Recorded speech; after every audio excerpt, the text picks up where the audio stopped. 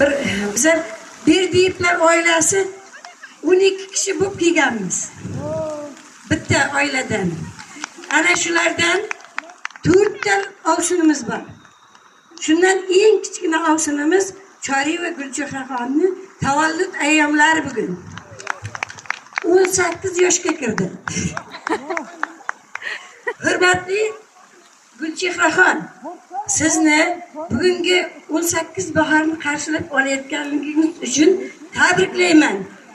Bolalaringiz baxtiga sog' omon bo'ling. Doimo yaxshi kunlaringizda yonboshingizda turishni nasib qilsin. Men buni tabriklamasam bo'lmaydi. Bu kenja ovsin. Hovliga kirishga qo'rqaman agar. Assalomu alaykum aziz davramiz ahli, aziz dam oluvchilar. Qanchalik kundan kunga shod xurram bo'lib bir-birimiz bilan yaqindan tanish, birimiz aka, birimiz uka bo'lib boryapmiz.